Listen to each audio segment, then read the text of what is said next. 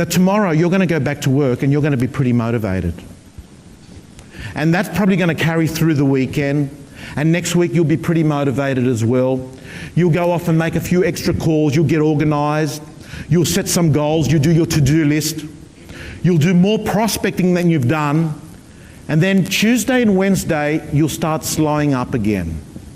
And then Thursday and Friday, you'll slowly get back to normal because we all have a baseline. And then in 2 weeks' time, today is like pretty forgotten. I'm not saying it's going to happen this time, but I want to ask you, has that happened before in a training session, and do you think that happens in training? Please, hands up. Okay. Well, let me tell you, it happens in all industries. It happens in media. It happens in all organisations that do training. And the reason why is this. Get ready for it.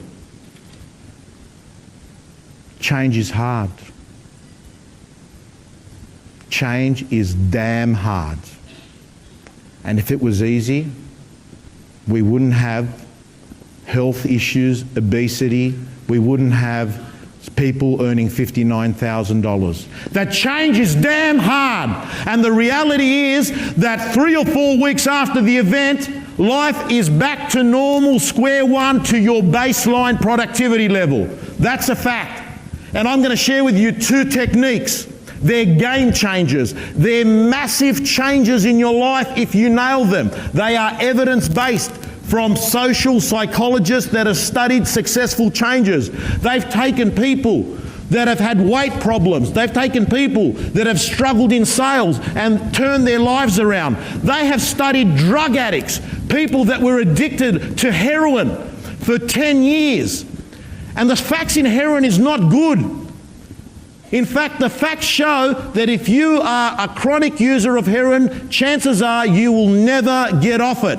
Yet in the research done in the book Change Anything, where they studied heroin addicts over 20 years throughout the whole world, this is what they learnt. The small percentage, and it's only very small, that got off heroin, the small percentage, had one critical behaviour. Here it is. They changed their reference group. Instead of waking up in a house with other junkies at midday trying to round up their coins and dollars to score, they started waking up in houses where normal people woke up at normal times and had normal lives. And what happened is that they started to act and behave like those people, because those people became what normal is, what tolerated normal is. In fact, the research went even further. It studied all these heroin addicts that went to the Vietnam War. They all got addicted to opium. And when they came back, within 1 to 2 weeks, these people who'd gone back to their homes with their wives, their children, and their parents, they went back to normal lives. They stopped heroin in 1 week because of their reference group. Yet someone that gets released out of jail today, that goes back to their old crowd, will be using tonight and will be a junkie again in the next week. So why do I share this story? Because in real estate and in business, the reference group, the people that you habitually give your mind to, will shape what's normal to you. So if you're sitting at the back of the office, smoking cigarettes, talking to another salesman, saying how hard it is at the moment, guess what? That becomes your norm. That becomes your reality. On the other hand, if you've got a reference group of people that are writing $400,000 or $500,000 a year and you're comparing yourself to them, that's your reference group. So I'm going to tell you, the people that you hang out highly influences your life. And one of the things that happens is as you move up the ladder on your pathway to success, to become a 7-figure agent, you'll notice that you're going to have less friends because you'll spend less time with people because you'll be busy doing more meaningful things. You'll probably be drinking less, and you'll probably be exercising more, and you'll be more focused on your work, and you'll be busier. And you will have to let go of some friends. And I've got social friends and I've got work friends. And some of my social friends, they think, you know, I'm crazy. They say, mate, you're traveling so much, you're working 60, 70 hours there at News, you're running your auction business, you're doing the TV show, you're doing the speaking, you're crazy, mate, what are you trying to do? They just think I'm nuts. But you know what? I don't feel bad about what they're saying, because it's nuts in their eyes. It doesn't make sense in their eyes. So if they don't think I can achieve something, what they're really saying is they can't achieve it in their eyes. So I don't feel bad, or I don't have a bad feeling towards them. It's just that we're different. And I'm going to urge you to be very, very careful about the people you have around you in your life, because they can be the worst viruses. See, viruses like flus, you can feel those and you know you've got them. Coughing, lethargic. But mind viruses, they're invisible. They're the things that people say that pull you down, not build you up. And I've got to tell you, as you move and grow and move to a 7-figure agent, you need people supporting you. You need like-minded people to help you grow. The next thing we learnt about change, apart from reference group, is your environment. Your environment highly influences your behaviour. Highly influences your behaviour. You see, I love red wine. And on a Friday, I like to have a few glasses of red after work. 6 o'clock, 6:30, at the winery at Surrey Hills near my office. Have a few drinks. End of the week, it's the end of the week for most of the people I work with, but Saturdays is auction day, so it's not my end of the week. My end of the week's Saturday afternoon, but I'll have 2 or 3 glasses of red. I'll enjoy it. Someone will say, Tom, another drink? Yeah, why not? There we go, it's 7:30, 8 o'clock. I think to myself, okay, I better go to the toilet. Go to the toilet. While I'm in there, check my phone. Wow, hello, 7 missed calls from the one person. I wonder who that is. We'll be face to face soon. I've got a car outside. How am I going to get this car home? I am probably not the best person to be moving this instrument tonight. I got my first auction at 9 o'clock. This is looking pretty shit now. But you know what? At 6:30 after 2 glasses of red, I don't have much willpower. So what I do is I play games with the environment. So on Friday morning, when I'm dropping Maddie off to school and I know that she's got gymnastics that night, before I've had my 2 glasses of red wine, before I don't need any willpower, I'll say, Maddie, tonight I'll be picking you up at 6:30. You tell Alana's mum not to wait for you to go, I'm picking you up. You promise, Daddy? Yep, I promise. And in fact, I'll have a Smiggles present for you as well, because I've been away all week and I'll have a Smiggles present. So let's fast forward. It's Friday night. I've had 2 glasses of red. Mark goes to the bar. Tom, another glass of red. I've got no choice. I have to create an environment, a structure where I don't need willpower. What happens now is I've got an 8-year-old kid waiting in the dark at a gymnastic hall, waiting on her own. So I set my environment. Basically what I'm saying, guys, if you don't want to slip, don't hang around slippery spots. More or less. It's not complicated. Someone said to me, oh, Tom, I've got a problem. I just, I want to lose a few kilos, but I just pig out on chocolate. At night, 8 o'clock, 9 o'clock, I just pig out. I just go to the fridge. What am I going to do? What am I going to do? I said, start number 1, don't have it in the fridge. Create environments. Guys, I'm going to share with you a set of transforming rituals that are going to change your life. These are the premises of what I do with people I work with in Sydney. Here they are. Number one, I want you to join the 5 a.m. club. It's a great club to be part of. You wake up at 5 o'clock in the morning, you're pumped, you're energized. It is the hour of power. You've got quietness, you can train, you've got time to read positive books. Why is that important? Because the hand that picks up a book is never the same hand that puts it back down. Never the same hand that puts it back down. Next thing is 10 before 10. Start talking to 10 people before 10 a.m. every day. A great ritual. Next, Saturday afternoon callbacks.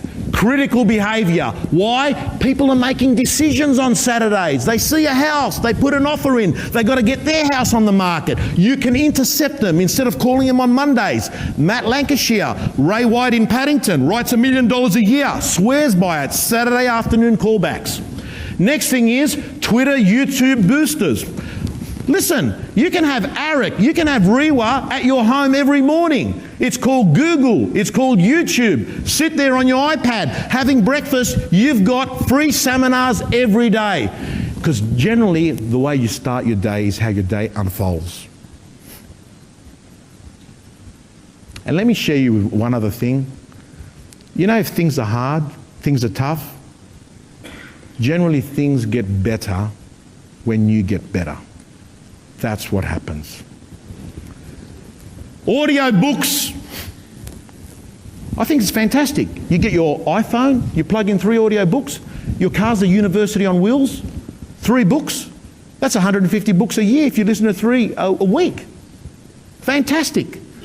You don't know what chapter in a book's going to change your life. You don't know what sentence in a book's going to change your life. And I've got to tell you, I don't know where I read it, but one day I was sitting there and I opened up a book and there was a line. It said, you know what you know, but do you do what you know? And that line resonated with me. You know what you know, but do you do what you know? Daily exercise. I love it. It gives you energy. If pharmaceutical companies could get exercise, put it in a bottle, they would make millions. It's fantastic. It makes you feel alive, helps you sleep better, gets rid of stress. It is just a no-brainer. There is no downside. It's all upside. Just do it. Just do it. Yoga. I do it 2 or 3 times a week. I'm very quiet, I go there, I sit there by myself, I still don't talk to them all. To me, they're all like weirdos, every one of them. Right? But I love stretching and I love the meditation. Why? Because silence and awareness and stillness gets rid of the head noise. With better awareness, you'll make a better decision. A better decision, you'll take better action, you get better results. On the one hand, it sounds fuzzy, but on the other hand, it's very linear. With better awareness, you'll make a better decision. A better decision, you'll take better action, you get better results. By the way, if you're struggling to take this whole presentation down, what I'm going to do is I'm going to put it on my website under free tools. This whole prezzo will be up there. If you subscribe, you'll just have the whole presentation. Make it nice and easy for you. There it is there. So I'm going to finish off in a moment. But I'm 45. I'm married. I've got 2 kids, and about 6 years ago, something happened in my life which was a major event. But it came all of a sudden, because what happened is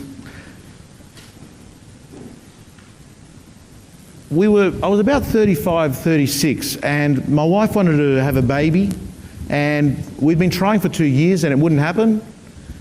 And part of the problem was the travelling, because if you work it out, like, think about it, science here, right? Conceiving kids is not a spectator sport, right? So the issue was the travelling. So what happened is, I got offered to go work for, this is in 2004, I got offered to work for the Wentworth Courier and Vogue in Sydney, FPC. Took this job. It was pretty exciting. There was not much travelling. 5 minutes from the house. My wife said, fantastic, excellent. You're not going to be travelling. It's going to help with baby stuff. I took the job. I went to the interview, sat down there. The interview was pretty good too. The boss had all these girls from Vogue walking up and down. I'm sure he did it on purpose, you know, there. I thought, yeah, okay, we'll take the job. 2004 was one of the best years of my life. Great new job. I loved real estate marketing. It was exciting. It was close to home. My boss gave me an incredible bonus in June that year. I invested it well. Fantastic. 2005 was even a better year, super year, because I had restructured my team. I had great people working for me. And then in 2006, I started the year, it was going to be the best year of my life. 2006. Because what happened is in 2006, all I had to do was rock up to work, not do anything silly, and in June that year, I was going to get another huge bonus, 18% over budget. All I had to do was rock up. It was fantastic. And then in March, it all turned to shit. So very quickly, unexpectedly, I got diagnosed with lymphatic cancer. We thought it was going to be easy to handle, but it wasn't, because there's a couple of different kinds that you can get. I got the bad one, went on to chemo, radiation, never worked. So there I was. At age 37, you never expect it's going to happen to you. And when bad things happen, they happen in an instant. So the next year is a bit of a blur. Chemo, radiation. I got accepted on a clinical trial from a medication from a company called Roche Pharmaceutical, and that drug, rituximab, started to work on me straight away. I was told I was going to probably get a relapse in 2007 because it had gone into my lymphatic system and it spread. No relapse happened. In 2008, they told me again, expect to get a relapse. It never happened. In 2009, my doctor said, I'm getting more positive and more positive. He said, mate, you haven't had a relapse. It's looking good.